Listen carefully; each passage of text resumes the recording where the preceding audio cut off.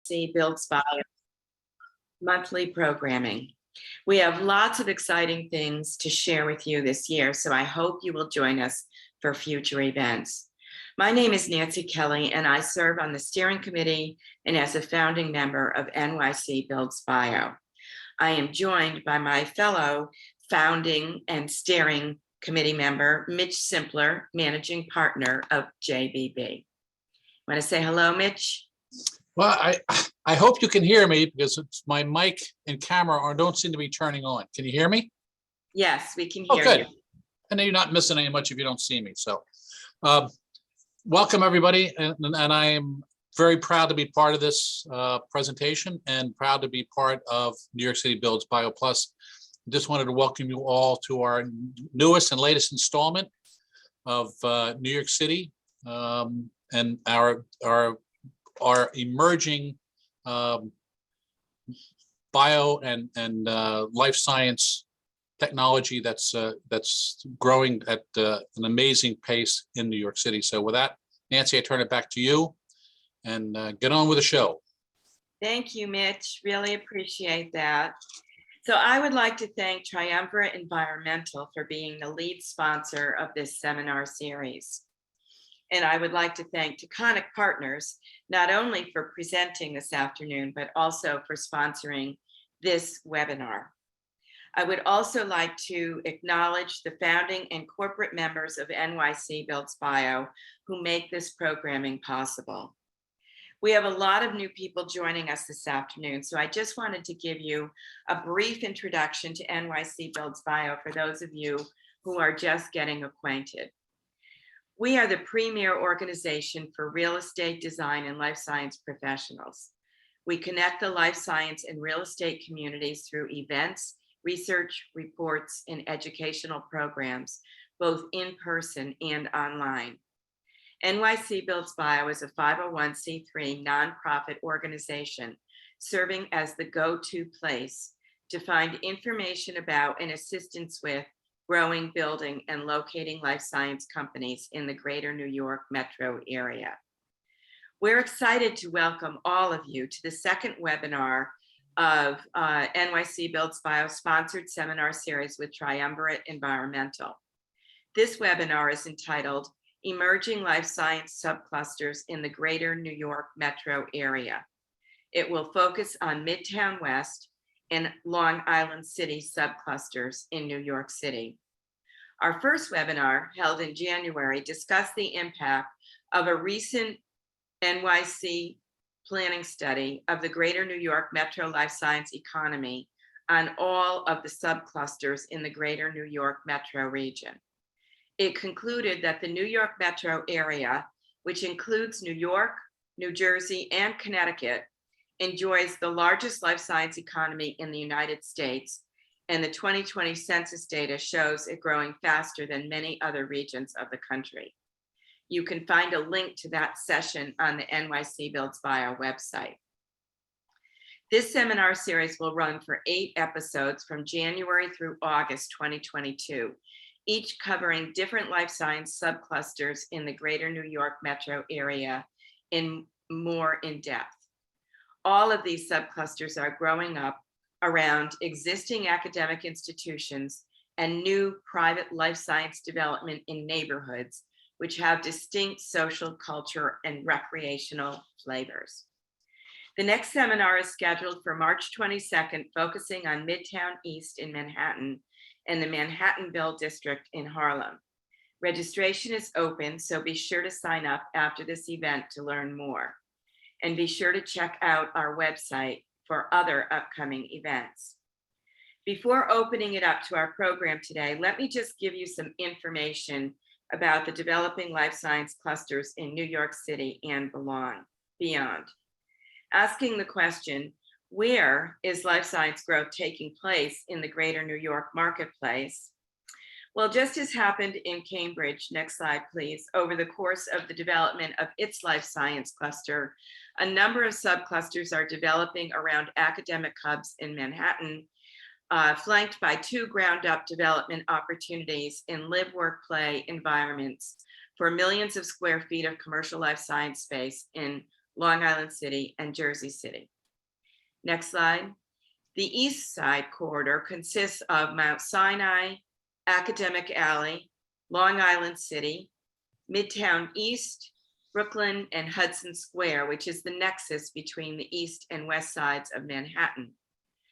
Next slide. The West Side corridor, which stretches from the Bronx Hutchinson Metro Center down to Columbia Presbyterian in the north, through Manhattanville, Midtown West, Hudson Square, and on to Jersey City. Today, we will learn about the subcluster of Midtown West, which includes 3 life science projects: Hudson Research Center at 619 West 54th Street, 125 West End Avenue, and 787 11th Avenue. We have the developers of those projects, Taconic Partners and Mount Sinai School of Medicine, together with their technical teams to discuss these exciting opportunities.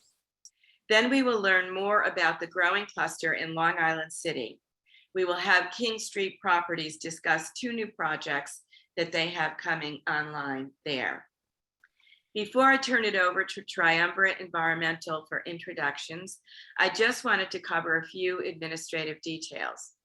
We have over 250 people registered for today, so please keep your cameras and microphones off during the program to minimize technical difficulties. There is a program in PowerPoint highlighting the hosts, sponsors, speakers, and content for the meeting. These will be posted on the NYC Builds Bio website after the meeting. The program is being recorded and will also be available on the website as well as the NYC Builds Bio YouTube channel.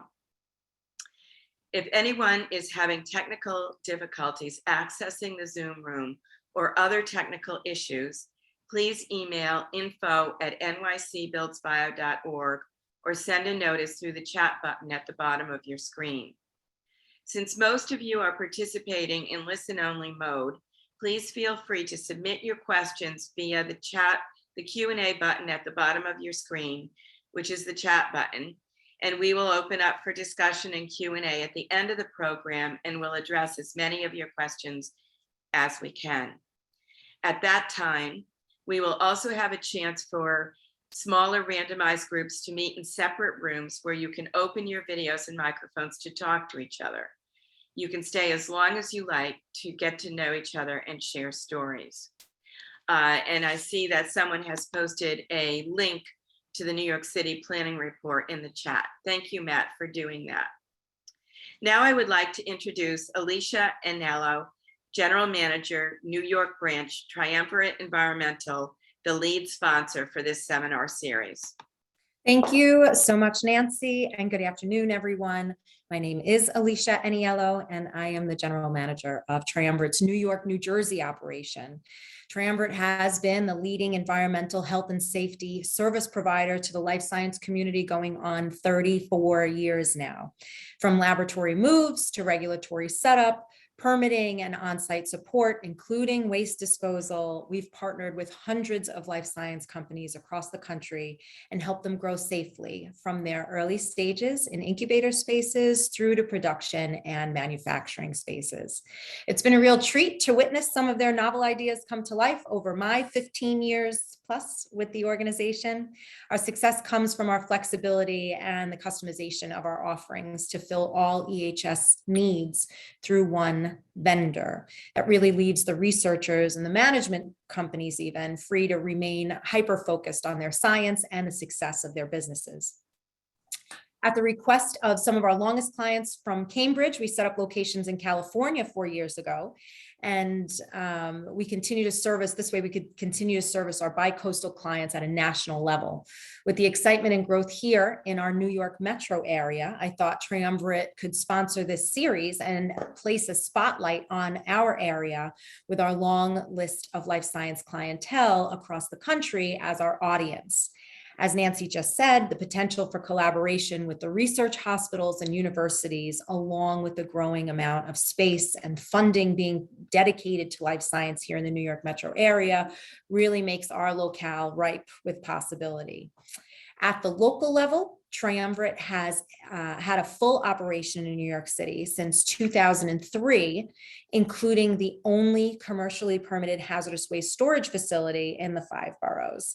We are the only local resource in this market, and having that facility puts us in the same seat as all of our clients.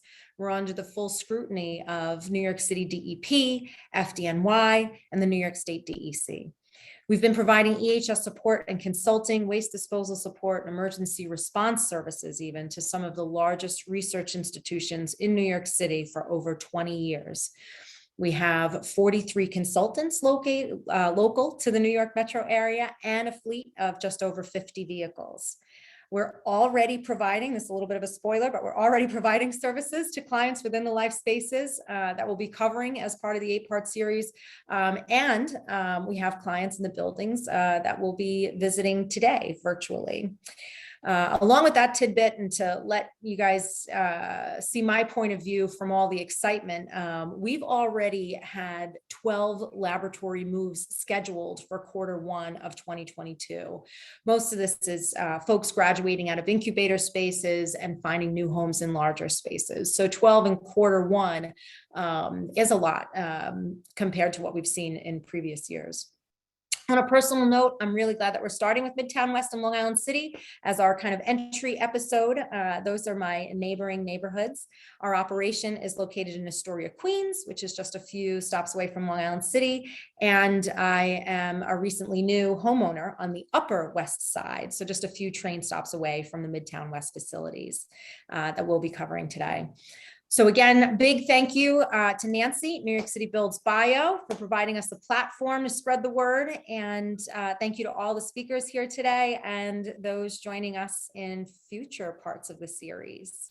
Take it away, Nancy. Okay, Carolina, next slide. So just introducing Taconic Partners to talk about their exciting projects in Midtown West.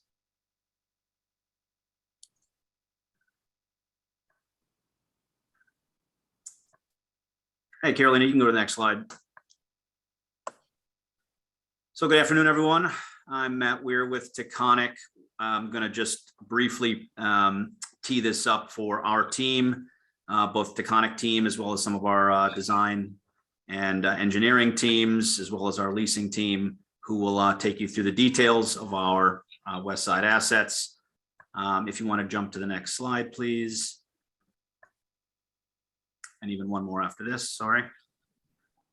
So just to tee this up quick, Taconic is a New York City-based developer. We, as the slide here shows, have really developed, manage, and operate a diversity of properties here within the city. But obviously, for today, we're talking about life sciences. This is an area we are extremely committed to. We currently have 4 projects in various stages, including some future pipeline projects. But obviously, we're going to focus on 2 of them in the Midtown West submarket today. We'll be taking you through not only the detail of those projects, but sort of the neighborhoods, the various amenities that are located around us, and really a strong developing cluster on the West Side, which our neighbor in Mount Sinai will also be talking about. But just to kick this off, I'm going to introduce John Schifrin from CBRE, who is our leasing representative, and then the rest of the team will take you through the projects in detail. And I guess before I kick it over to John, just one note. First, thanks to Nancy and the team at New York Builds Bio, as well as Triumvirate.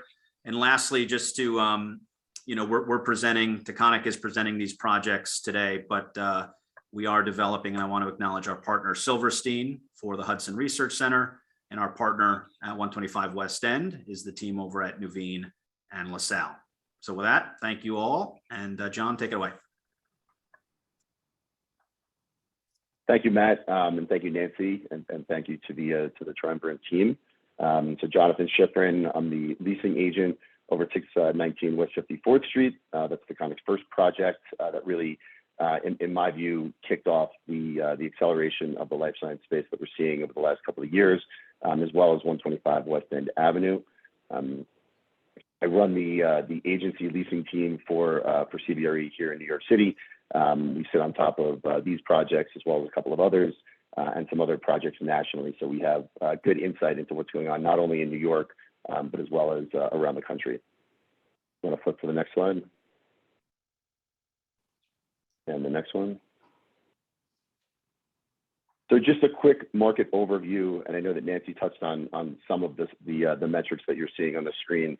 CBRE actually, we just finished off our year-end 2021 numbers. Our report should be coming out soon. So we do have an update to the metrics that you're seeing on the screen, but impressive numbers all around. For New York, I think as a market that is not one of the top life science markets, certainly we've got top stats across funding metrics, employment metrics that rival any of the larger markets like Boston or some of the West Coast markets. If we look at the venture capital funding alone, 2020, we hit $906 million.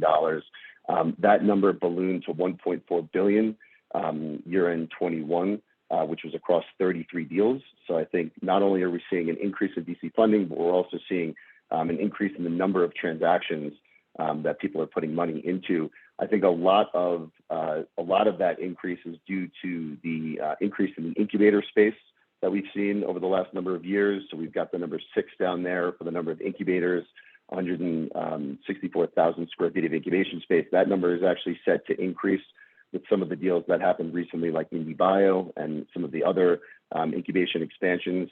There's also an RFI out for some more incubation space that the city's pushing. So the early stage companies are thriving in New York. That's attracting a lot more venture capital funding.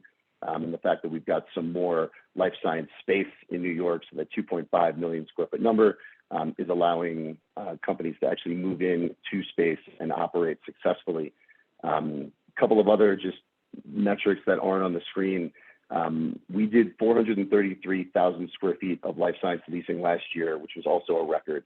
That number is up about 7-fold since we started 6 or so years ago in New York. Represents obviously a tremendous increase. We've seen this kind of year-over-year doubling of leasing in the life science space, and already with the number of tenants that we're seeing in the market that are looking for space, that number should hopefully double next year. So not only do we have more tenants that are in the market looking for space, something like 2 million square feet worth of tenants that are searching for space, but we also have more product for them to move into. And more importantly, I think the other number that I want to point to is the availability rate for occupancy ready space, which sits at 3%. That's been one of the key drivers of our market. Landlords, owners like Taconic delivering ready-built space for tenants to move into to capture them as they have their scientific and funding milestones. Taconic did it very successfully at 619 West 54th Street with the first piece of space that was leased to Hypercell. And that is also part of the plan for 125 Weston Avenue, which will be a full floor of pre-builts that deliver with the rest of the building in Q2 2023. Up to the next slide.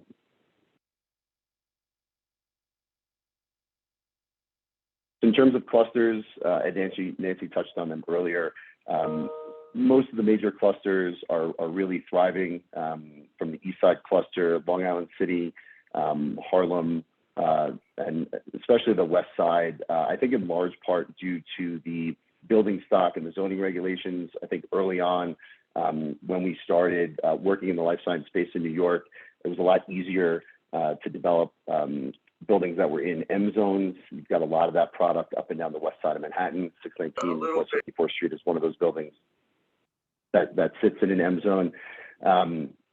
And then on from that, with the connectivity to public transportation, as well as some of the hospital networks, certainly the Mount Sinai West Side cluster has led to 125 Weston Avenue, which is about 10 blocks north of 619 West 54th Street.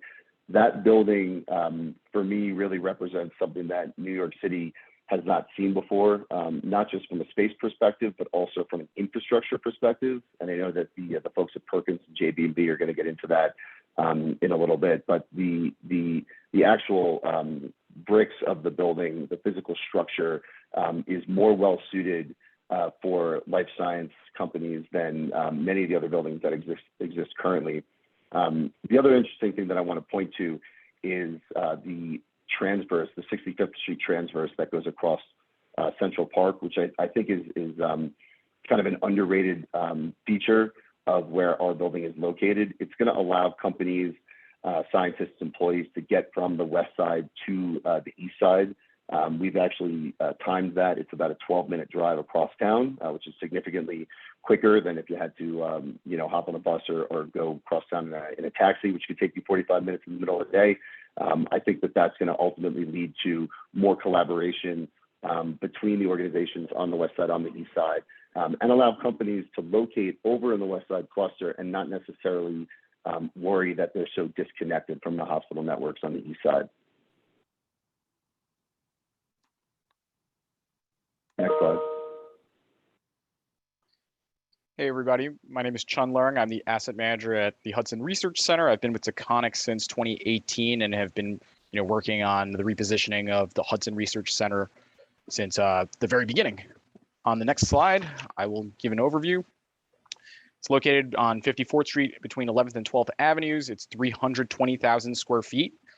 HRC is the home to the New York Stem Cell Foundation, Hypercell, and C16. We're in the midst of completing a $20 million infrastructure project, delivering all new mechanicals for the building up on the roof.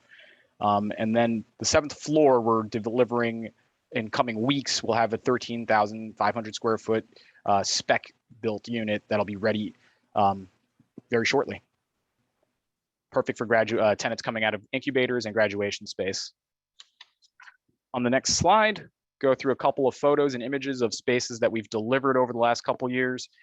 This is the Hypercell space. I'm going to pass it to Matt Malone for just a quick overview on just design, aesthetics, and everything that goes on at HRC. Sure, absolutely. Thanks, John. Yeah, so this is the space that we often refer to as the Hypercell space. I think something that Chun mentioned in terms of the design philosophy here that has really enabled this to become a bit of a successful project as a whole has been that this is a space that was ultimately preconceived or pre-built as a laboratory space, a spec lab space, similar to what Chun was just describing.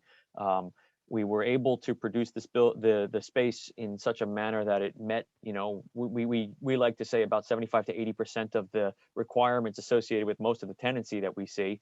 And ultimately that enabled the group Hypercell to come and take this space essentially as is, with some minor modification that they required to make the space their own. But ultimately what that did was, which was incredibly helpful to them and made the space successful, was there was a much faster speed to market as a result of that potential opportunity with the space being pre-built. What we try to do in here, next slide please, is to maximize the transparency through the laboratory and into the office spaces. This shot in particular, you can see from all the way in the back of the space, we can see through to the windows at the far perimeter of the space.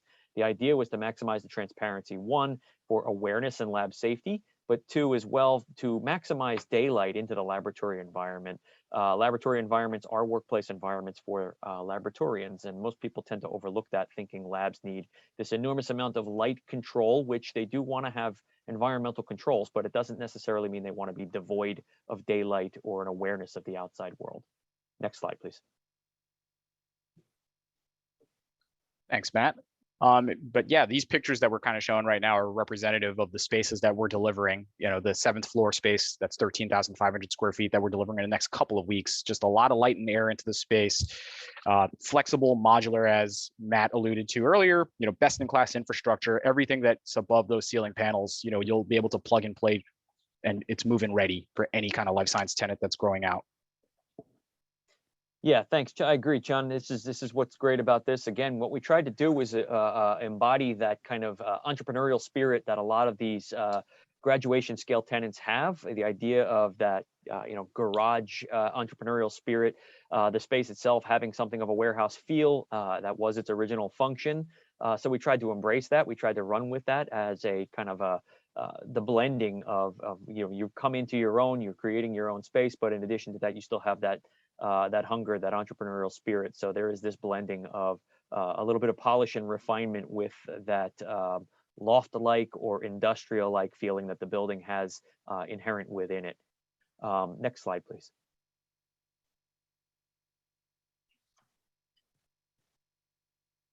And so you can see within the laboratory space, Chun alluded to the overhead service panels. You can see those ceiling connections, providing the laboratory space with a high degree of flexibility. This enables, as we suggested earlier, the tenants to ultimately move in and deal with this in a certain plug and play aspect or manner, that they can reconfigure the space or move things around or have access to the infrastructure as needed, whether that bench needs to be there or it needs to be removed for a piece of floor equipment or something of a larger scale. The overhead service obviously enables that. And as you can see from this picture, the laboratories are flooded with light. They are bright and airy spaces. These are the kinds of spaces that we believe scientists really want to work in. Next slide, please. So again, this idea of seeing from within the laboratory, through the expanse of glass that we've got to try and allow for that natural light to pour into the space, into the laboratory from the office environment, and to further that visual connection between the office and the laboratory environment, which improves lab safety by encouraging the folks doing bench work to leave the laboratory environment for collaboration and for write-up and any other tasks that are not necessarily required to be done in a wet lab environment. Next slide, please.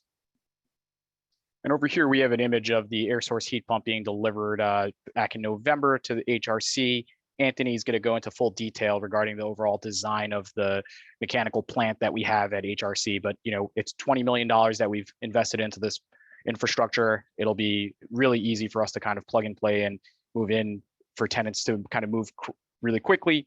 It'll probably speed up the build out by 12 months due to current lead times and the fact that we have this infrastructure already in place and ready to tap into for our future builds. Next slide. With that, I'm going to introduce Jeff Ballerstein, who's the CFO at New York Stem Cell Foundation, who's been a tremendous partner of ours at the building and also with Taconic. Jeff? Thanks a lot, Chun. Thank you, Nancy, and New York City Builds Bio. I'm happy to be here to talk about the New York Stem Cell Foundation.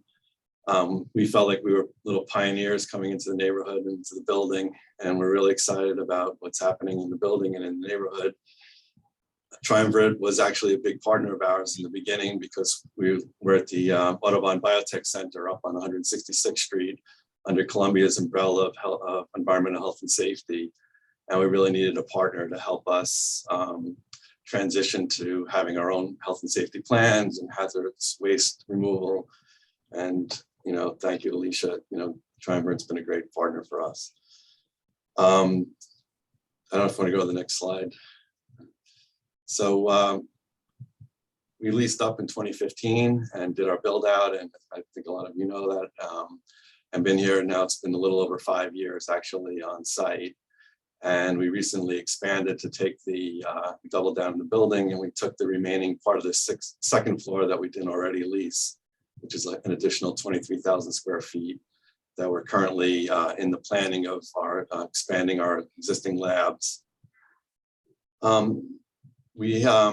I just wanted to mention to everyone, we had a very interesting visitor on Friday. We had the former director of the NIH, Dr. Francis Collins, come and visit us.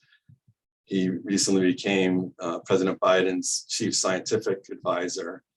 And we've had a long-going collaboration with Dr. Collins, and he came to visit us to talk about his project, to see our labs. And he was super impressed with our capabilities, the infrastructure, the building, we described the whole neighborhood. He was really blown away by everything that's happening here. And I think we should all feel proud of that. Next slide.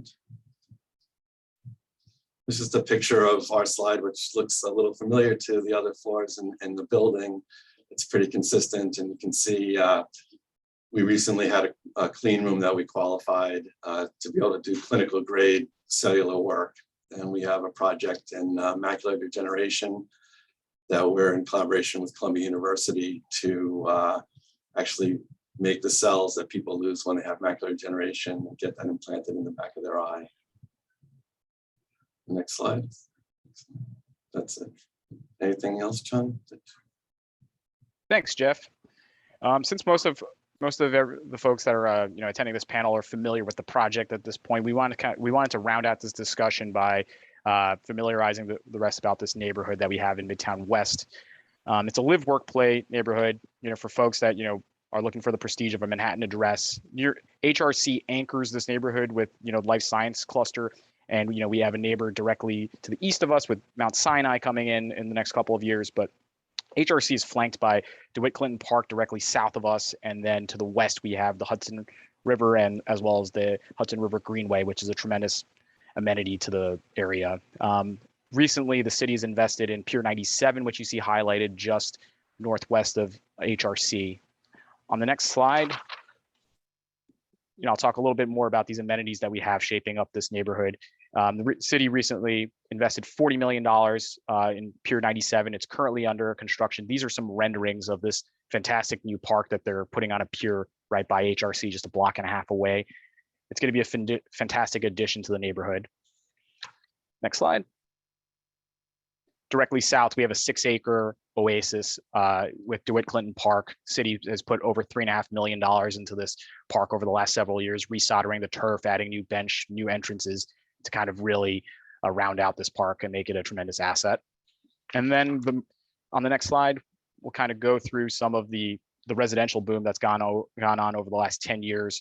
Over approximately 10,000 units have been either delivered or are in development in this surrounding cluster by HRC, including 525 West 52nd Street, which you see images on the left-hand side of YouTube. Taconic is a big believer in this Midtown West area. We've invested $350 million in 525 West 52nd Street, and there's 500 units in that property. But it really bolsters this neighborhood as a live, work, play neighborhood where folks can kind of find everything they need, just within a stone's throw. That kind of rounds out our discussion at HRC. I'll pass it over to Michael on 125.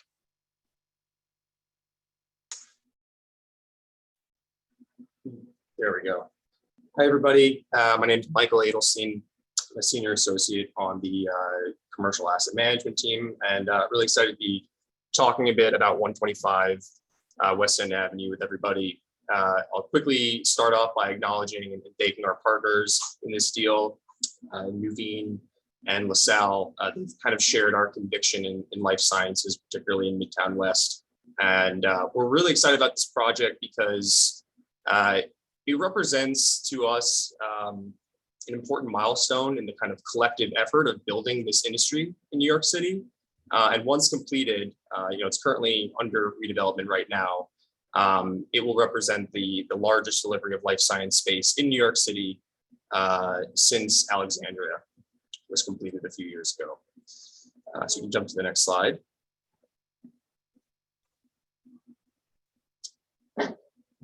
Back one.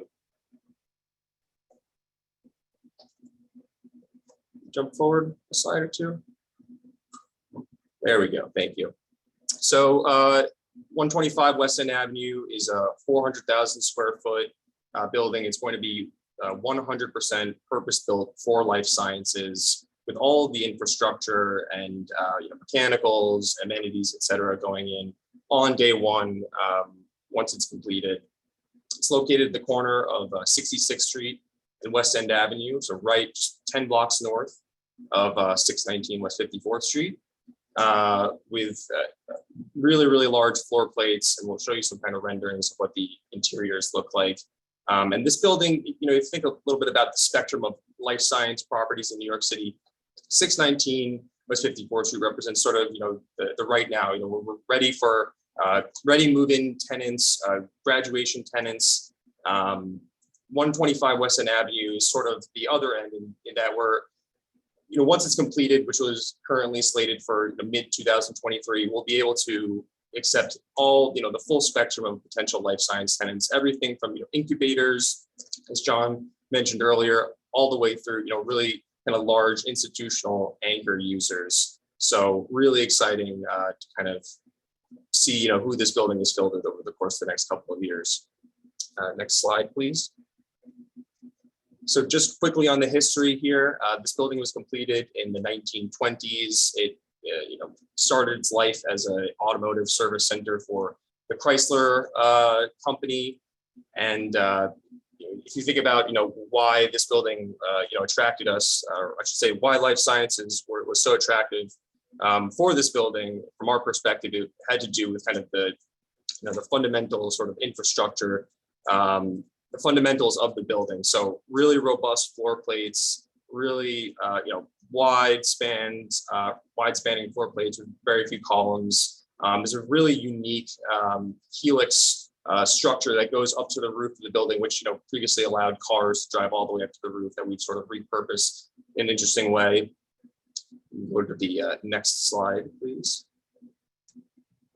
And this is kind of just a quick cross section of sort of illustrating some of the different features of the building that we're looking to incorporate, and which will be ready for once it's constructed on day one. So kind of from the bottom up, we have a loading dock, a covered private manned loading dock right off of 66th Street, which will allow full chain of custody deliveries and shipments for tenants.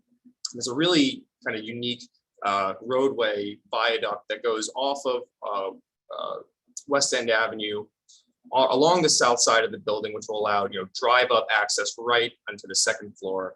You can see in the middle that the helix structure that I was referring to earlier, which I think is really, really unique feature of the building, and kind of working up to the top.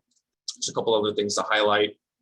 Brand new roof deck with views of the Hudson River, which will show you a rendering of. And then we have all the HVAC and mechanicals, which are going in, as mentioned, day one, extremely robust, state-of-the-art, best in class. Next slide, please. We'll just kind of quickly breeze through these. So these are some interior renderings of the lab spaces, really high ceiling heights up to 16 feet in certain areas, floor to ceiling windows with an all new facade. Next slide, please. And this is a conceptual rendering of what the helix amenity will kind of look like once potentially completed. If we're to combine multiple floors together, which we think will tie in really nicely with all the kind of amenity offerings that we'll have throughout the rest of the building. Next slide.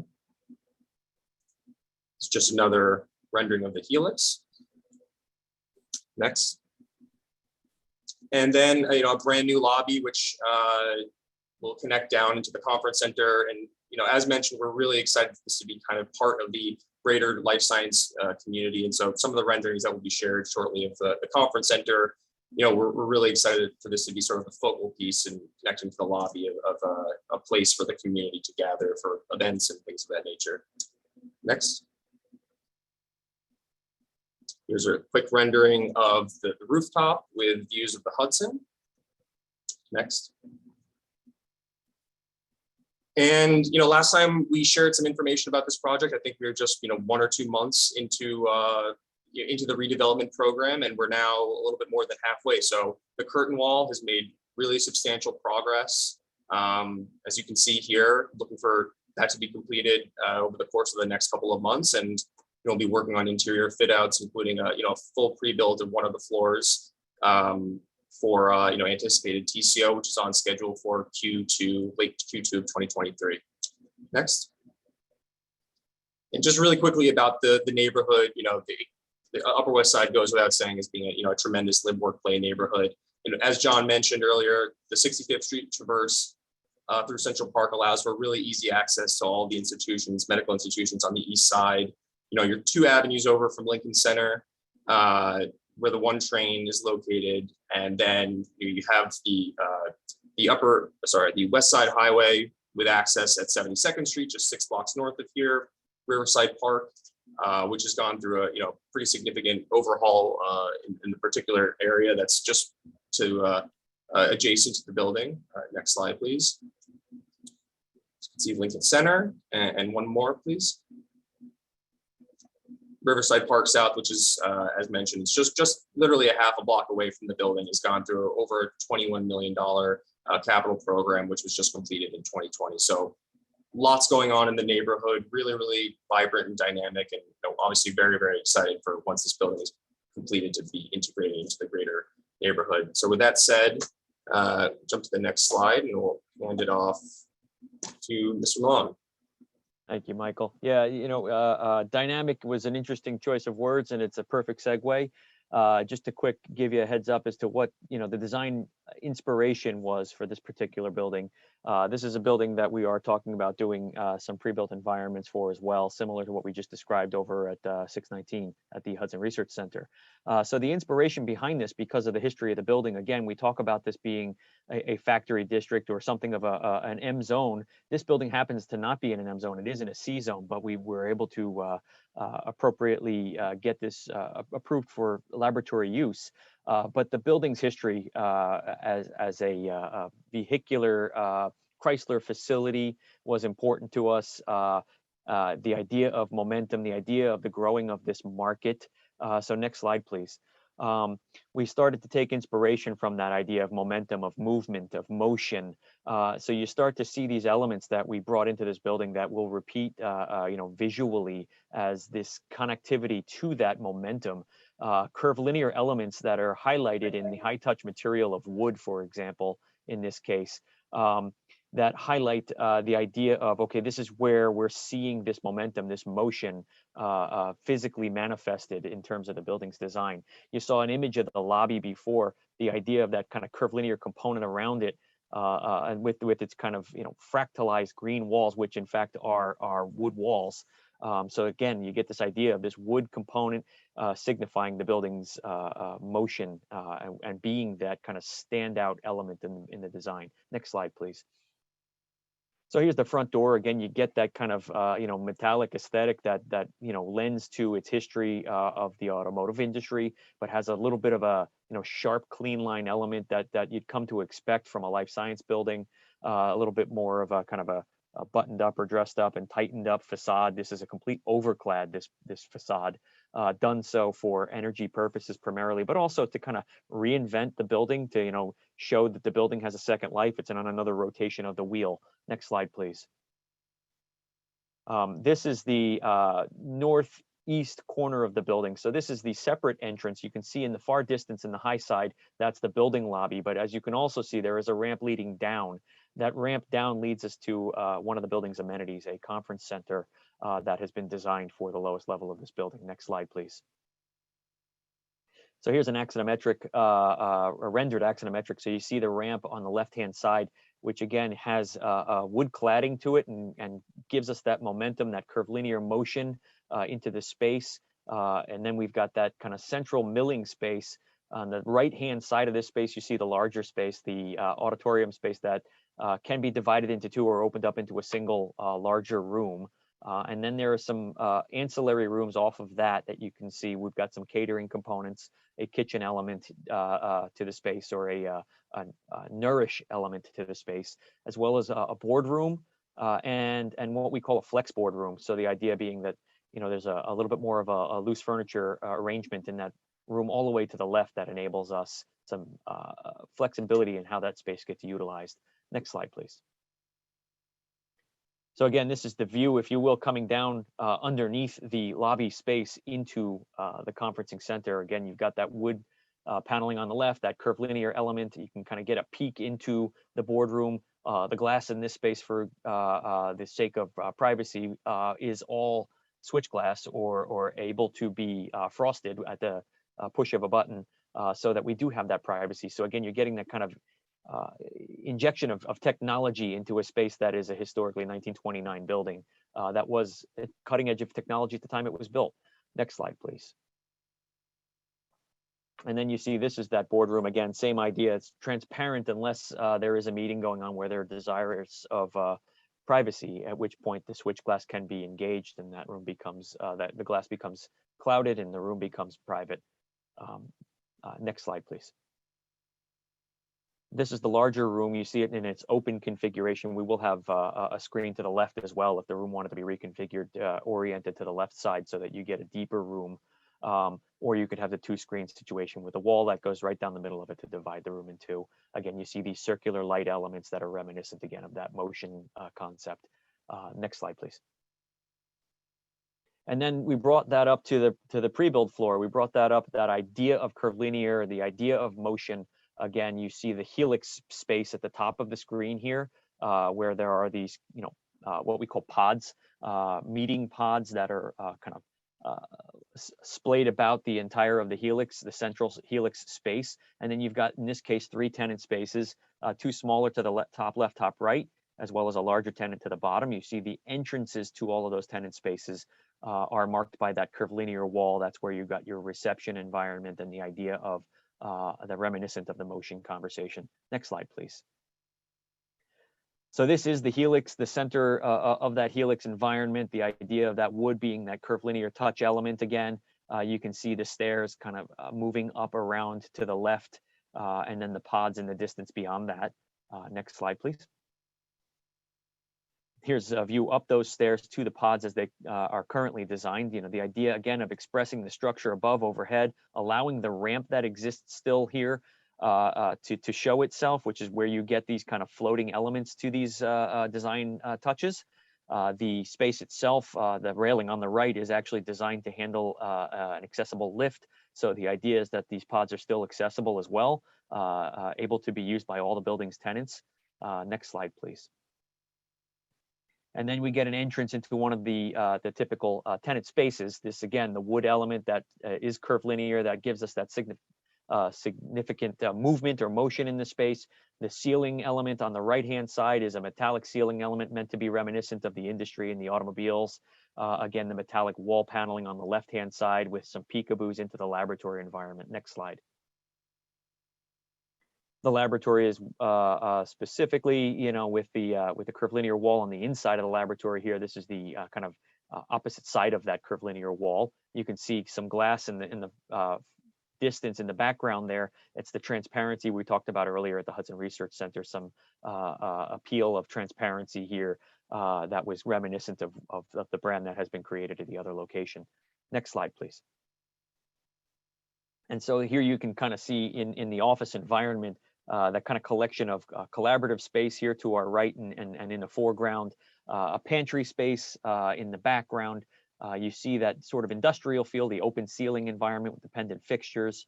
And then to the right, you see the glass and the transparency into the laboratory environment, so that the space between the office environment and the laboratory environment becomes the collaborative environment. Next slide, please. Another view, basically, we're looking back to the left here at the entrance as we've come through. To immediate left of us is the pantry space. To the right of us is the open office environment. And you can see the transparency between the office environment and the laboratory environment. Next slide. Anthony, take it away. Good, thanks, Matt. So my name is Anthony Montalto. I'm a partner at JB&B. We are the engineers, the MEP engineers responsible for the Hudson Research Center and 125 Weston Avenue.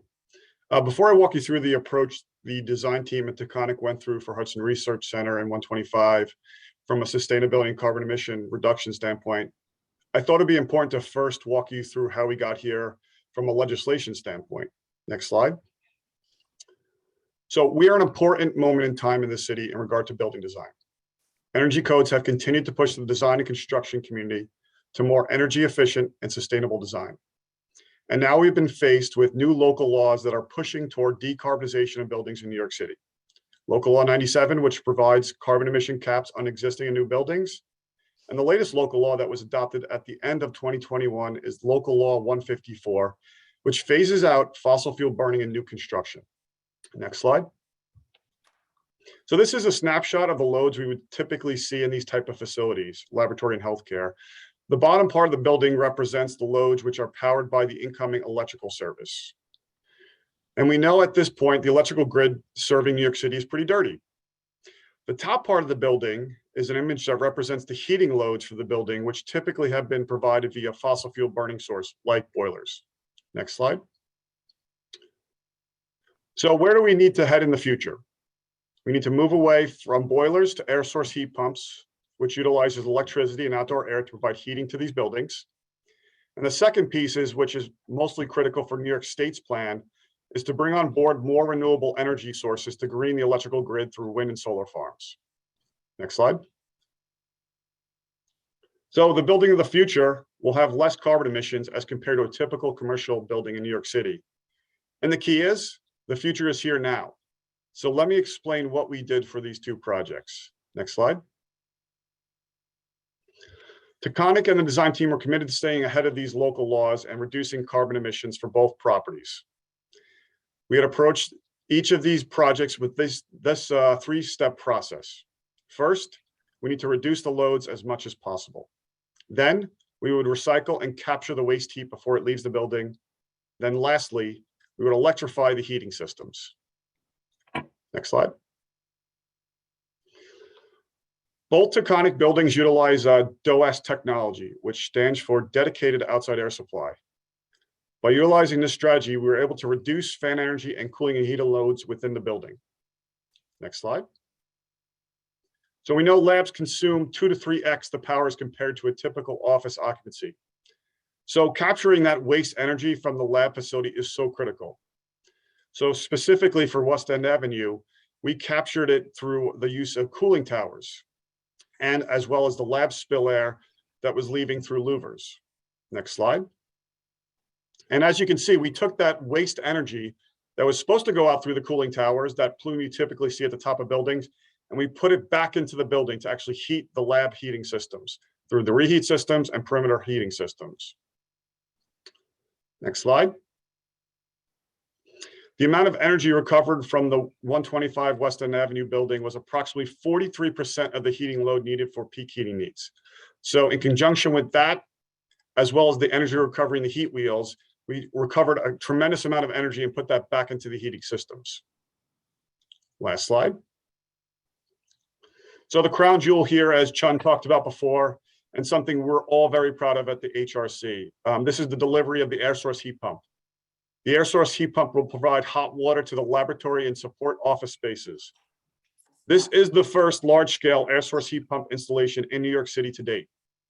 It's been a pleasure working with this team that was so focused on delivering Class A life science space, all while keeping sustainability at the forefront of the design decisions. These two buildings very much aligns with New York City and New York State's goals to reduce carbon emission for buildings. I'm going to pass it on to Matt to finish up.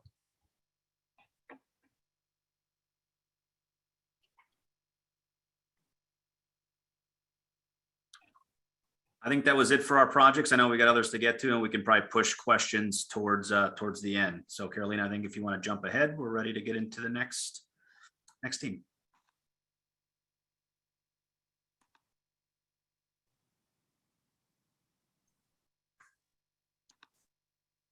Go ahead, Carolina. We can jump to the next project.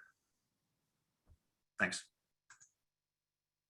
So thanks, Matt, Michael, and Chun, and Jeff, and all of your team for that amazing presentation of what's going on in your buildings. Just beautiful from a design perspective, and obviously from a technical perspective, really cutting edge as well. So great additions to our life science inventory. Now I'd like to introduce 787 11th Avenue, which is being developed by Georgetown Company in Mount Sinai. And we're going to hear from Stephen Dietz from Mitchell Giorgiola Architects and Thomas Ahn, the Real Estate Department of Icahn School of Medicine, Mount Sinai. Thanks, Nancy. Stephen is here, and I think Tom was unable to come at the last minute. Am I correct about that, Tom? Are you on? You guys are all hearing me, correct? Yes. We hear you. Great. So unfortunately, Tom wasn't able to make it, but I will run through his slides as well as mine. And again, I'm with Mitchell Giorgiola Architects, partner, and we've been working with Mount Sinai for the last 3 years. And in the context of what we've just seen, I thought it was kind of interesting. What we've just kind of looked through is all the sort of excitement about building the right type of space with the thought that the right actual client will show up and start using it. And we did see a couple of clients in there. But I think in the context of what we've just seen, what's interesting is Mount Sinai is taking an enormous amount of space compared to some of the other folks we've kind of reviewed today. It's a total of over 120,000 square feet. And what comes out of that is sort of a different level of challenges, I'd say, particularly from an MEP standpoint. I thought it was interesting that you guys ended on the MEP issue, because it is a huge one when you start to put in 120,000 square feet of research and clinical space. So if you go to the next slide. We are at 787 11th Avenue, and as Nancy mentioned, the Georgetown company developed the building and added the 2 floors on top. You can see there in glass. Mount Sinai has taken to date the top 3 floors of the old building, the limestone clad building. So that's where they have located themselves, and it's an enormous amount of space, 40,000 square feet footplates, all 3 floors being taken. There is 1 floor that has a double height space that makes it a bit smaller, but there's, really making a substantial presence known at this location. Next. We've already talked a bunch about the neighborhood. 787 is right sort of to the east of the West 45th Street building Taconic was speaking about. And, from the Mount Sinai perspective, it's just a great location, not far at all from the Mount Sinai West Hospital building. They've got additional offices on West 57th Street. They're in the neighborhood, and, expanding their footprint in this area is just becoming a sort of an inevitability. Next. I think people have talked enough about the neighborhood itself really becoming dynamic and interesting. Next. And similar to the project up at 125 Weston Avenue, it was the building we're talking about was built in 1927 for the Packard Motor Company. It's funny that we're running into these buildings in this presentation, as well as in this area. Also has a helix. The helix is, in our case, not being addressed as an opportunity. More often we're looking at getting rid of it to reclaim space, but a very similar building type to 125 East West End Avenue. Next. And one of the things that Mount Sinai recognized immediately is it just is great space potential for what they're looking to do. As others have alluded to in this presentation, column spacing at 30 by 30 is incredibly useful for lab space. We had high floor to floor, particularly on this 8th floor, which is what you're looking at right here. Great sunlight views, deeper floor plates, which allows for a lot of contiguous space, 40,000 square foot floor plates, very nice. And the base building infrastructure had been recently upgraded. We, though, when we walked in, had to do a bunch more. And I think that's one of the interesting things I think a lot of people are going to run into as they, really claim lots of space in these life science spaces. Next. So what did Mount Sinai look to put in there? It was actually a combination program. On the right is what I've been working on. Mitchell Jurgala, Mount Sinai Icahn School of Medicine brought over neuro research, a bunch of research cores, including genomics and stem cell, mass spectrometry, CRISPR, a cancer research element, and a fully operational vivarium, which, some very challenging space types with lots of exhaust and lots of humidity requirements, etc. Additionally, they took 1 floor to put some clinical practice in there as well, breast center, spine center, and there's an ambulatory surgery center. And actually NK Architects has been working on that portion of the program. Next. So this diagram kind of summarizes what everybody else has been talking about, which is, we go to these old buildings and say, well, what are we looking at? What makes these things useful for life sciences? And I think people have already talked about all the elements on the page, but I just wanted to highlight what I found similar to what Anthony was discussing with the MEP. Power, and more power is needed. It's really challenging, and you got to get Con Ed to help you. And it has everything to do with, as Anthony mentioned, local law 97 and 154. The building was set up for a certain amount of life science expectation, but when Mount Sinai showed up and said, I want to do 120,000 square feet of it, we actually had to develop our own central plant, dedicated to this new research space, and the amount of power required to have a fully electrified plant is just a real challenge out there. And I'm kind of intrigued to see what happens over the years as everyone tries to draw off the grid. Next. Here's our section of the building overall. Their 8th floor became sort of the primary research level. Clinical ended up on 7, and then we've got some more research space on 6, and the ambulatory surgery center is also on 6. They took a portion of the building that has a double height space that had been carved out by a previous tenant. They love that because they got so much MEP to put over the top of these surgical rooms. They just needed the extra space.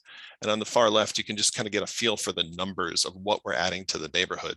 160,000 rentable total square feet being added. We count 254 total people, wet and dry lab being added, 30 primary investigators, 170 lab benches, and a 4,000 small animal cage vivarium. I mean, this is a substantial addition to the neighborhood, and hearing what else is going on there, it's just going to be very interesting to see how all of this develops in the area. Next. Here's the 8th floor that is being built out as we speak. I was just walking there today. One interesting thing when I was looking at the plans that Taconic was presenting, I think you can see the balance of lab to lab support is substantially different than what they're sort of predicting over there. And it's something to think about. Taconic, from your perspective, look how you can see the open lab along the edge of our building required nearly as much lab support space to really make that work, and you know, offices as well, obviously. And then the vivarium, you can kind of get a feel for how proportionally large that is relative to the total size of the footprint we've been developing. Next. And this is just a quick plan view of the same. You can go to the next. Here's that large lab along the edge of the building. You know, we're excited about this space. I think a lot of what the gentleman from Perkins and Will discussed with the users themselves as well. They wanted to be out at the edge of the building, as much latent air as they could get. And what's enjoyable is they sort of embrace the idea of a flexible, changeable lab over time. So it's not dedicated to one particular person. But you know, the PIs may shift the number of lab benches they use over time. And again, you can see a kind of a boring part of the drawing just behind that open lab space, all the lab support that went into really developing to make these spaces work. Next. A section through that same lab. We have wet benches right down the center. This is showing the reception area that takes you from the elevator lobby into that wet bench area. And then, you know, typical layout for lab and life sciences, you need the wet bench, but you also need the write-up desks. And we sort of ended up with those by the window, but you get a feel for proportion here and the kinds of things that, you know, make these things real. Next.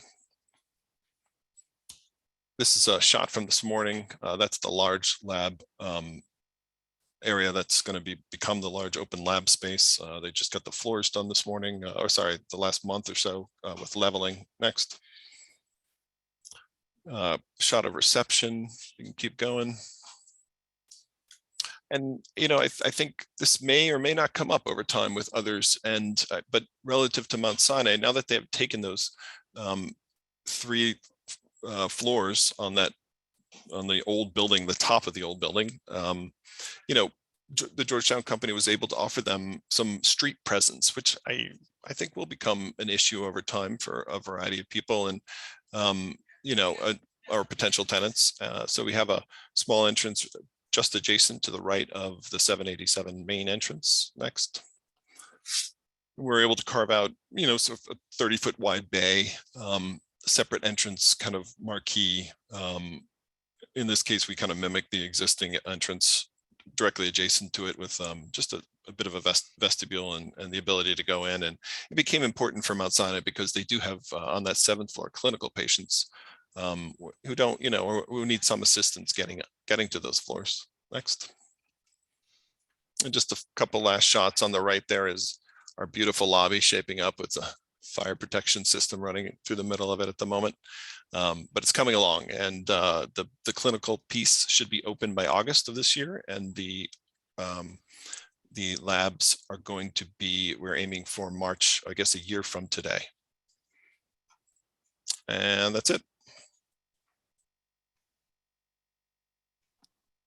Terrific. Thank you, Stephen. That was a wonderful overview. And I think we can all really see the vibrancy that's emerging in Midtown West. It's just amazing. So now we're going to turn and go across the city to Long Island City. And Bill Harvey's going to tell us what's going on there. Thanks very much, Nancy, and thanks to the folks at Triumvirate for hosting us. Carolina, next slide, please. I'm gonna breeze through this deck. I'm looking at the clock and I see that we only have about 20 minutes left, and I don't want to take up all the time. I know Rob and Liz are going to be speaking as well. This deck is part of a tenant deck that we do for our clients. The page that you're looking at right now just gives a brief history of life science development in New York City. I should emphasize that there's been a lot of activity in the last 4 or 5 years. Next slide, please. Actually, just go back one. Thanks. This speaks to some of the market information. We've got some info on tenants. We've got some info on rents. In the lower right-hand corner, there's some great information on government, both city and state incentives that have really spurred the cluster. Very, very important to where we are today. Next slide. This is also something that a lot of our tenants have found very helpful. Just a kind of a bullet on the ingredients that are kind of important to tenants, both from a locational perspective, but also physical. On the location side, cost is obviously very, very important, especially when we're talking about young startup companies. A vibrant urban neighborhood, you want your location to be seen as attractive to a young, sophisticated, very well-educated workforce. Access to mass transit, proximity to institutional resources. The cluster concept is very, very important here. Liz can probably speak to a lot of these locational elements, so I'll leave it at that for her. On the physical side, Matt and some of the others have talked about some of the key ingredients that go into making these conversion projects so successful. And you see those kind of enumerated on the right-hand side. Next slide, please. So I'm going to fly through this one as well because I don't want to steal Rob's thunder. Newmark is very proud to be the building agent for InnoLabs. InnoLabs is King Street Properties' first project in New York City. It's a 267,000 square foot project. It's a conversion of an older industrial building, 6 stories. We have a tenant on its Opentrons is the tenant on the 2nd and 3rd floor. Have a great amenity space in here. And again, I'm going to let Rob really speak to what's happening at InnoLabs in greater depth. Next slide, please. This is the Alexandria Center in Long Island City. It's about 180,000 square feet, 3 stories. Alexandria's done a very nice job of creating spaces for smaller tenants. I would almost say that Alexandria is unique in that they have spaces that are available to tenants sub 10,000 square feet. One of their challenges, I think, is that they're on the opposite side of the tracks from where InnoLabs and some of the other developments are. I think that this is going to be very successful for them in the long term. They also have a site adjacent to this property. It's a development site about 150,000 square feet. So all told, about 330,000 square feet between the 2 sites. Next slide, please. see the Paragon Oil Building. We've kind of put an asterisk next to this site as part of the evolving Long Island City Life Science cluster. The owners here, related companies, together with Green Oak, have pivoted recently to life science. This has been a redevelopment project for about the last 3-4 years. They've really failed at gaining any office tenants. So with all the activity in life science, they've kind of pivoted to biotech quite recently. The challenge here is that it's right on top of the other 7 train on the Hunters Point line, but just not a lot of neighborhood amenities in this area. Next slide, please. Court Square Labs. So this is Longfellow's project. Longfellow and Columbia Property Trust are going to redevelop this property. This is actually about a 5-minute walk from InnoLabs. Great building. This will deliver in about 15 months. 21,000 square foot plates. Longfellow, similar to King Street, a developer of great renown in Boston. This is really one of their first projects in New York City. They're also developing the New York Blood Center campus in Manhattan. Next slide. 2302 49th Avenue. This is a joint venture between Nanfung Life Science Real Estate and the Innovo Property Group.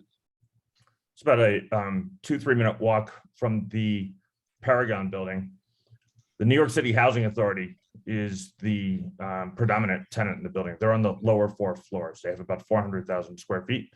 Nanfung and IPG are going to redevelop the top 2 floors of the building, each floor about 100,000 square feet, into premium life science space. They are talking about proactively bringing in a vivarium operator as a kind of a magnet for other tenants in the building. Next slide. 2402 Queens Plaza South. Again, I don't want to steal too much of Rob's thunder here. 2402 is a joint venture between King Street Properties and Taconic. This project will develop in about it will deliver in about 2.5 years from now. 260,000 square feet, typical floor size about 30,000 square feet. This site is actually right on Queens Plaza South, right at the foot of the 59th Street Bridge, and right across the East River from a number of major academic and medical institutions. It'll be a nice bookend to what King Street is doing right now at InnoLabs. Next. Let me shift it over to Rob and to Liz now.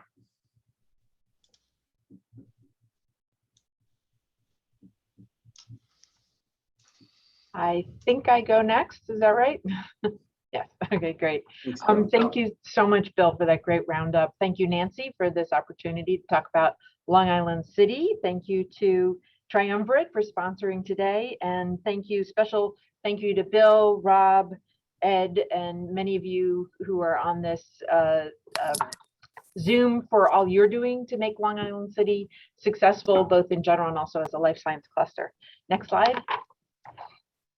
So just very quickly, the Long Island City Partnership is the local development corporation for Long Island City. We've been that for over 40 years. We do everything from one-on-one business assistance, on-street services, marketing, et cetera, but also sometimes economic development planning. Next slide.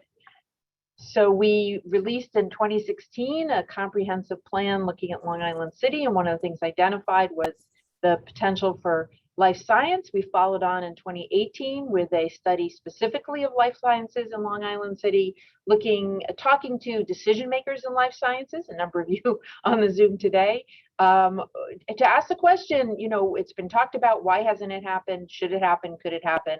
And the resounding answer was that Long Island City has to become a key part of the New York City emerging cluster for the overall cluster to succeed. We talked at the time we did the report, there were 4 incubators in development. Now there's 6 and more coming. People were literally losing sleep about where all these companies going to go.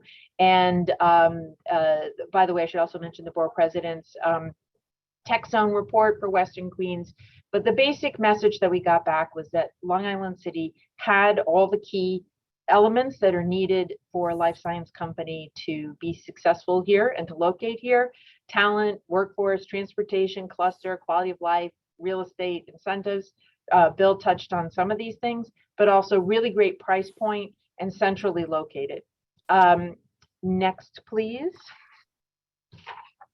So a little bit about Long Island City, and I'm going to cram a lot onto this one slide, but this is basically, you know, as the name indicates, Long Island City, while a neighborhood of New York City, is essentially a city within New York City. It's enormous. It's over 3 square miles. It has been the fastest growing residential neighborhood for a few years. It held that title in the country. We have a unique mix of residents right here, everything from gleaming penthouses, beautiful waterfront, both affordable housing and market rate, to the largest public housing development in the country. And all of this gives you a great talent pool right here, as well as great places for your folks to live. But we also are, as I'll talk a little more on another slide, incredibly well, our transit environment is just unparalleled. There's 8 subway lines, multiple buses, ferries, et cetera, which gives you access to the talent everywhere, but also anything you want to do. And again, we'll, sorry, I meant to talk about something. We just go back a slide for a second, because this is the one slide where I have all the different clusters. So sorry, we've been doing a bunch of different Zooms lately, but I just want to point out that the subway lines, which are indicated here, as well as the Long Island Railroad, which comes right through, gives you a 1-seat connection to pretty much every of the subclusters, 1 or 2-seat connection in the New York area. And I personally have gotten on the train here and been down at the Genome Center in 15 minutes. So incredible connectivity that's specifically related to life sciences, as well as the ferries, which, for example, can get you down to NYU. And now that there's the 2nd Avenue subway, the subways can also get you very well to the northern part of the East Side Medical Corridor as well. But just going back to that slide, thanks, Carolina. So, you know, in this very rich live, work, innovate, create, and just frankly have a good time neighborhood. So we've got a unique mix of businesses. This is the most productive area in New York State still, but also home to just an incredible variety. I mean, it's a huge home of film and television, home of life sciences, advanced manufacturing. The food industry is incredible here. The beer industry, we have more breweries per capita than any part of the city, and you know, wonderful, really unique local retail, but also great chains like Trader Joe's have now moved in. Educational institutions, LaGuardia Community College is right smack in the middle of Long Island City, which has a lot of programs that are training people to be lab techs and other kinds of skills that would support life science development. But we also are right across from Cornell Tech on Roosevelt Island. And as you'll see, again, connected to all the major institutions around. Got a lot of great high schools, great schools for your own kids to go to, from K through 12 and so on. Arts and culture, this would be a cultural destination city all on its own. Over 40 institutions, from world-renowned places like MoMA PS1 to incredibly cutting edge places like the Flux Factory, and a million working artists, and lots of public art as well, some of which we've put out. Great parks on the waterfront, really world-class waterfront park, huge, gorgeous, fantastic, but also playgrounds and the other kind of little pocket parks that you need to just get a breath of fresh air and have a good conversation. And similarly, food and drink, it just keeps getting bigger and better. Everything from very quirky, you know, global street food to Michelin-starred Mexican restaurants, and the food and drink is being spread even more fully throughout the neighborhood into areas that previously were a bit retail starved. This mix, by the way, allowed us, frankly, to stay pretty healthy during, sorry about the pun, during COVID as a neighborhood. There was always some activity. You know, we have the New York City's only homegrown airline, JetBlue here, and others. We never completely shut down on the business side, and we never completely shut down on the residential side. So there has always been some life and activity. And in fact, a lot of buildings opened up during COVID. So we enhanced our retail environment and amenities, even as we tried to make it through this, you know, terrible situation that we've all been weathering. Next. Long Island City is the nation's, next slide please, the nation's longest continuously active innovation district. Nice fact, a little mention there. And we've maintained that character throughout the centuries now. Next, please. So I was talking a little bit about access before. I think we are literally the geographic center of New York. We are 5 minutes from Midtown because of the multiple subways and ferries and bridges and tunnels. You can pick your access point and be there very quickly. But we're also 15 minutes from LaGuardia Airport and 25 minutes from JFK, giving you access to the region, the nation, the world. Long Island Railroad comes through here, and we're just a hop, skip, and a jump from Grand Central and Port Authority. So pretty much everybody on Matt's and Nancy's cluster maps you can get to from here. And in fact, we do see already, you know, employees from the New Jersey Life Science corridor coming to Long Island City to work in companies here. So on the left here, you see that the transit shed for commuters is really, you get all of the great institution, you know, the institutions, but also the graduates and the different suburbs are connected into this wonderful community here. Next, please. So why has all this been going on here? Sorry, I was explaining some of why, you know, this location. Over the last 10 years, this has meant just incredible growth. These pictures are already out of date. And this just shows you the core of Long Island City, looking from our rooftop farm over on the other side of the Sunnyside Yards. But the waterfront is been incredibly developing. On the left is you can see all the different little dots for different developments, both ground up and refurbishment of great space, a lot of it for life science and advanced manufacturing kind of uses. Next, please.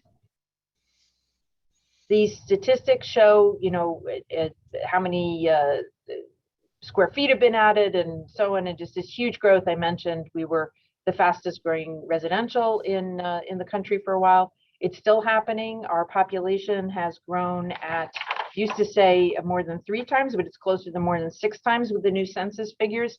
The population of New York City, jobs have also grown at more than twice the rate of the city.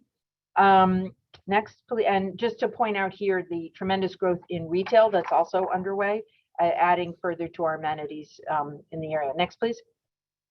When we did our study in 2018, we were looking at these key factors that were mentioned, and Long Island City definitely checked off all the key boxes except for 2. One was perception, and I think that's been changing a bit as you see the projects and the companies growing and coming in here. The other was AMI presence, and it was funny because we talked to a lot of people who said that they actually thought that that was an asset. We're kind of like Switzerland. Whatever AMI you're associated with, you can get there from Long Island City, and you can be here. You're not stepping into anybody else's backyard. So we are in the Switzerland. I don't know that we launder money, but we are the Switzerland of the life science world. Next. I'm not going to dwell. This slide is, of course, old. It's from 2018, and a lot of things are out of date. But the key thing was that what we saw in this study was that there were analogous areas to Long Island City in the more mature clusters, like up in Boston, Philly, and elsewhere, where you had the sort of traditional cluster, but then you had a very dynamic, fast-growing cluster like the Boston Seaport or Philadelphia Navy Yard, where the spin-out companies and others were going because it had the characteristics, but also the price point. So, you know, the number here for Manhattan, as as Bill was saying, you're really looking, you get about a 40% discount in Long Island City potentially on space, which is a great thing if you are early stage and growing in particular. Lastly, last slide. Next slide. So, Bill ran through a lot of the different projects that are happening here. I didn't list all of them. I think it's amazing that when around the same time as we came out with our study, immediate validation from Alexandria and King Street, two of the best names in the business, and really excited that Longfellow is here now as well as the other projects, and very excited at the companies that are moving in. Again, Bill mentioned a lot of them. 3D Bio was actually here before any of these new developments. They are pioneering printing, 3D printing tissue, which is very exciting. So, it's coming together. We've blown through in our study the case 1 and case 2 scenarios, and I think that we're just going to keep seeing Long Island City emerging more and more as a key part of the overall New York City cluster. Last slide. So lastly, a lot of facts and figures out here, and a lot more to share with you all, and it's all packaged very nicely on our website on the industry spotlight for life sciences, but you can also explore Long Island City there and learn a lot more about the neighborhood and things that I showed you if you go. So licqns.com is your portal to all this and more. And I look forward to hopefully meeting many of you in Long Island City in the near future. Wow, exciting stuff, that's for sure. Bill, you want to introduce Rob? Yeah, so just a quick introduction. I first met Rob Albro about 5 years ago. Rob is the Chief Investment Officer now at King Street Properties. Back when I knew him, I think he was a mere managing director at KSP. Rob was down here 2 or 3 days a week for a good 2-3 years, looking at sites. We had the opportunity of introducing him to GFP Real Estate, which is his partner at InnoLabs.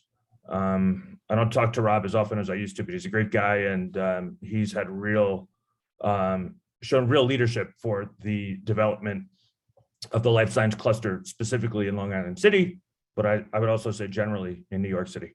Rob.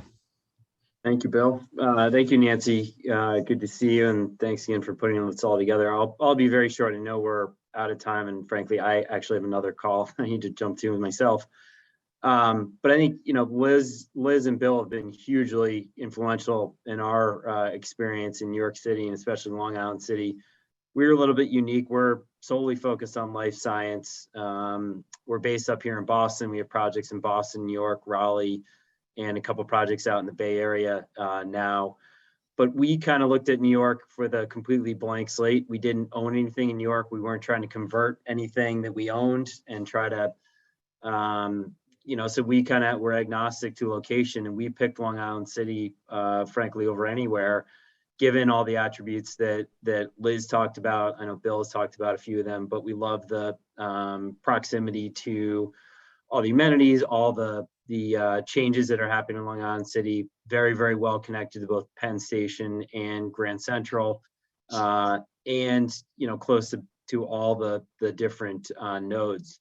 So as Bill said, we have 2 projects. Our first project delivered in the 4th quarter.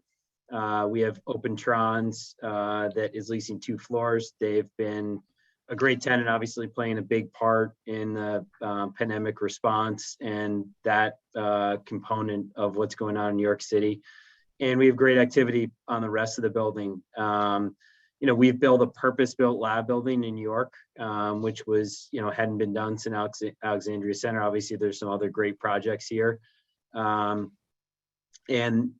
we're speaking with our money, I'll say, by doubling down with Botanic Properties on a second project in Long Island City to deliver behind this. So we're really, really excited about the prospects. It's been obviously, as Bill said, it's been 5+ years of putting everything together from our side. We know there are many folks that have played a big part in this, but we're starting to see a lot of momentum from our perspective on the tenant side, and very optimistic about our projects and where life science is headed in Long Island City in general. So again, I'll be short here, but again, we're very excited to be in New York now. We've been down there for a while. We think that it's a growing node, and there's many reasons that New York is going to grow as a whole. And we think Long Island City is going to be a very substantial part of that going forward. Thanks so much, Rob, and congratulations for your foresight with respect to Long Island City. Bill and I had been debating that for a long time, and I just visited your facility 2 weeks ago in the built condition that it's in, and it's beautiful. And I was so excited by the neighborhood and the bar down the street, and it was just a great experience to be there. So I'm looking forward to hosting an in-person event there very soon, so that the community can actually see what you built there. Yeah, no, we're excited. We're excited to open the doors and hopefully see people not on Zoom. Yeah, exactly. Well, listen, I know that it's late, but I want to thank all of our speakers today for participating. Matt, we did have one question before we jump that I wonder if you could address, and that was asking rents for Hudson Research Center in 126 West End and assumption for length of term for pre-built space. Can you share some light on that? Wow, we don't usually get into rents and lease terms on these calls.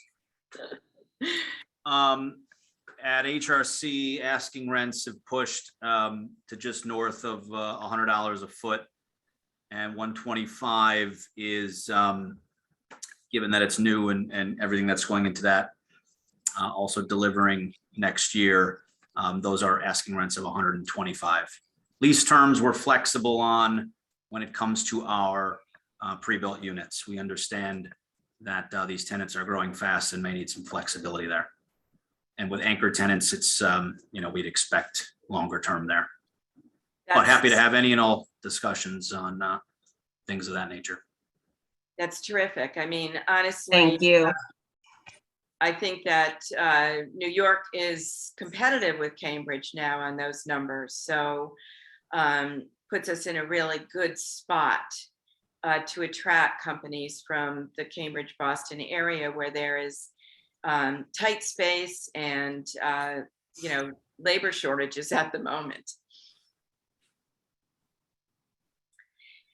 Does anyone else have any questions? I see a lot of well dones. I think everybody really appreciated the information that was presented here. Even though it's late, we will drop into discussion sessions if anybody has time to stay. And again, thank you to all of our speakers and our sponsors for sponsoring and for participating. Thank you all.